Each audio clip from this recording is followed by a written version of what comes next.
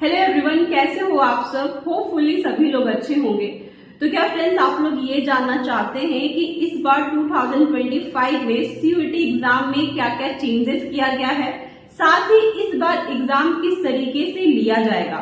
बताते हुए बहुत खुशी हो रही है कि फाइनली नोटिस जारी कर दी गई है। जी हाँ, ऑफिशियली अपडेट कि किस तरीके से इस बार एग्जाम का पैटर्न होने वाला है और क्या क्या चीजें चेंज किए गए हैं। बता दूं कि चेंज हुए हैं, आपके मार्क्स में चेंज हुए हैं, आपके एग्जाम लेने के तरीके में चेंज हुए हैं, साथ ही आपका टाइमिंग में चेंज हुआ है ना, पेपर में चेंजेस तो हुए हैं गाइस।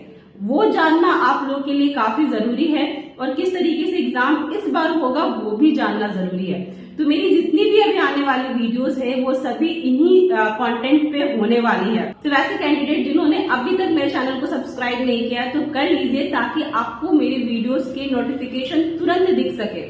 और साथ ही कमेंट भी कर सकते हैं जो भी आपकी क्वेरी है, क्योंकि मैं आप लोगों के कमेंट का रिप्लाई करते रहती हूँ। और साथ ही बता दूं गाइस कि एक वीडियोस में सारी चीजों को कवर कर पाना पॉसिबल नहीं है। वीडियोस भी लंबा हो जाएगा और आप लोग कंफ्यूज भी हो जाएंगे। तो मैंने इसे अलग अलग वीडियोस में डिवाइड कर दिया गया है। 3 से 4 वीडियोस में आपको सारी अपडेट्स में दे दूंगी, ठीक है।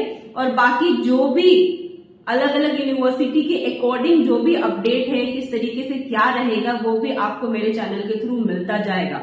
तो बस चैनल को सब्सक्राइब कर लो अगर नहीं करा है तो चलिए, जो आज का अपडेट है आपको साइड में दिख रहा है, लिखा हुआ है new change in the CUET exam pattern 2025। यहाँ पे 6 पॉइंट दिए गए हैं, क्या क्या चीजें इस बार होने वाली है, ठीक है। तो पहला पॉइंट है गाइस, लिखा हुआ यहाँ पे कि इस बार जो आपके एग्जाम होने वाले हैं वो टोटली सीबीटी मोड होने वाले हैं, ठीक है।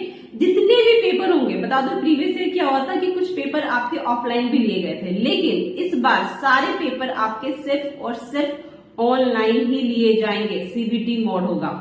नेक्स्ट पॉइंट पे लिखा हुआ है गाइस कि student can choose any subject for the CUET exam regardless of the what they study in class 12। कहने का मतलब है कि आपने चाहे जिस भी सब्जेक्ट से क्लास 12 करा है, अगर आप यूजी किसी और सब्जेक्ट से करना चाहते हैं तो आप आराम से कर सकते हैं। मतलब कि जरूरी नहीं है कि जिस सब्जेक्ट से आपने 12 करा है उसी सब्जेक्ट से आपको यूजी भी करना है। अगर आप चेंज करना चाहो तो आप कर सकते हैं, ये सभी कोर्सेज के लिए है।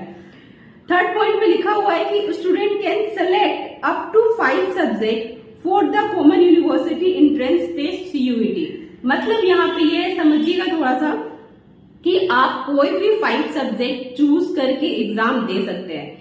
बता दूं कि आपके 3 पेपर तो वैसे ही होते हैं। एक तो आपका डोमेन पेपर होता है, चाहे आप उसमें कुछ भी चूज करो, बीएफए वाले फाइन आर्ट चूज करेंगे, जो कॉमर्स से करना चाहते हो कॉमर्स चूज करेंगे, जो साइंस से करना चाहते हो साइंस चूज करेंगे।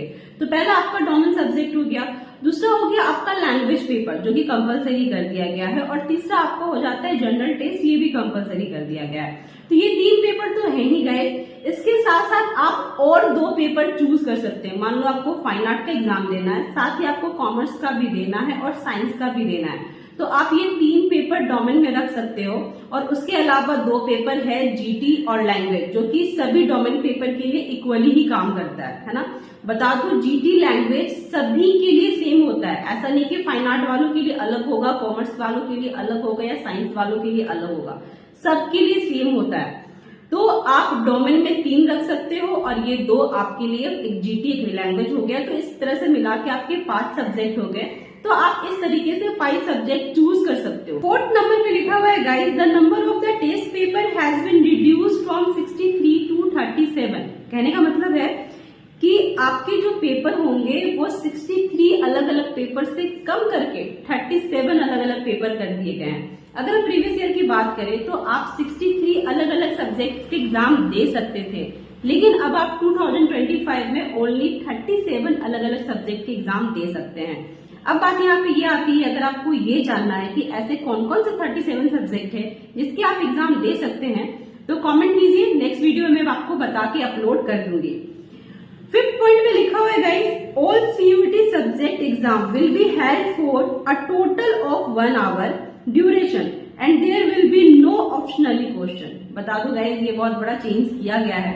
मतलब अब जो आपके जितने भी पेपर होंगे उसके लिए 1 घंटे का समय दिया जाएगा। बता दो प्रीवियस ईयर क्या था, आपकी जो डोमेन सब्जेक्ट थे और जो लैंग्वेज सब्जेक्ट थे उसमें आपको 45 मिनट दिया जा रहा था, लेकिन इस बार आपको 1 घंटे का समय दिया जाएगा, है ना। और लेकिन यहाँ पे साथ में ये भी बता दूं कि ऑप्शनली क्वेश्चंस कोई भी नहीं होने वाला है। मतलब कि अगर हम प्रीवियस ईयर की बात करें तो डोमेन सब्जेक्ट में 50 क्वेश्चंस होते थे और 40 करने होते थे, ठीक है। इस बार 50 क्वेश्चंस होंगे और पूरे के पूरे 50 करने होंगे। वही हम जनरल टेस्ट की बात करें, प्रीवियस ईयर में 60 क्वेश्चंस होते थे और 50 क्वेश्चंस करने होते थे, लेकिन इस बार क्या कर दिया गया है कि जनरल टेस्ट में भी आपका 50 ही क्वेश्चंस होगा और 50 पूरा का पूरा करना होगा। लैंग्वेज में भी आपका 50 क्वेश्चंस होगा और 50 के 50 पूरा करना होगा।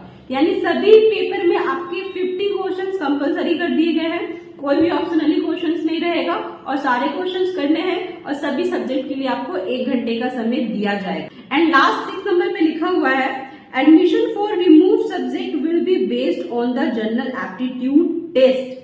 बता दूं इसका रिलेशन 4th पॉइंट से है। मतलब 4th पॉइंट में जो लिखा हुआ था ना कि 63 पेपर से 37 पेपर कर दिए गए हैं, मतलब 26 पेपर जो होंगे आपके, वो होंगे तो जरूर, पर उसका जो आपकी मार्किंग होगी वो सिर्फ जनरल एप्टीट्यूड टेस्ट के बेस्ड भी होगा।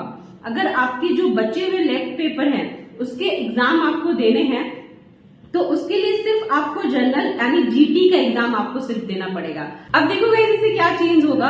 अब जीटी की जो पेपर है इसकी इंपॉर्टेंस बहुत ज्यादा बढ़ जाएगी, क्योंकि जीटी पढ़ने वाले लोगों की संख्या बहुत ज्यादा बढ़ जाएगी। लोग और अच्छे से सब्जेक्ट को पढ़ेंगे जिससे इसका कटअप बहुत ज्यादा हाई जाएगा। तो आपको जीटी की प्रिपरेशन और अच्छे से करनी होगी। इससे जीटी की जो इंपॉर्टेंस है ना वो बढ़ जाएगी। पूछिए कैसे?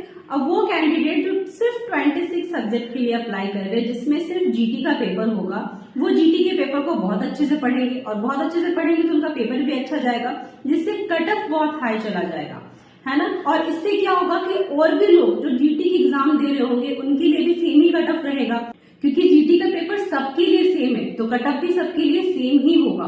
तो इस तरीके से आपको जीटी को और अच्छे से प्रिपरेशन करनी होगी। तो चलिए इस वीडियो में इतने ही। वीडियो को जितना ज्यादा हो सके लोगों तक शेयर कीजिए। नेक्स्ट वीडियो में एग्जाम के पैटर्न, किस तरीके से एग्जाम देने होंगे, इस पे रहेगा। एंड साथ ही वैसे कैंडिडेट जो 2025 में बीएफए एंट्रेंस एग्जाम की तैयारी कर रहे हैं और कोचिंग ज्वाइन करना चाहते हैं तो आप अभी भी मेरी ऑनलाइन कोचिंग ज्वाइन कर सकते हैं। स्क्रीन पे जो नंबर शो कर रहा है इस नंबर पे आपको कांटेक्ट करना है। यहाँ पे आपको कोचिंग की सारी डिटेल मिल जाएगी। साथ ही बता दूं कि इस कोचिंग में आपको बेसिक से सारी चीजें पढ़ाई जाएगी, चाहे वो थ्योरी की पार्ट हो चाहे वो प्रैक्टिकल का पार्ट हो। A to Z बहुत अच्छे से समझाया भी जाएगा, प्रॉपर नोट्स दिए जाएंगे, प्रॉपर टेस्ट भी होगा। तो देर मत कीजिए, जितनी जल्दी हो सके आप कोचिंग ज्वाइन कर लीजिए। मिलती हूँ आपसे नेक्स्ट वीडियो में। अपना ख्याल रखिए। नमस्ते, थैंक यू फॉर वॉचिंग।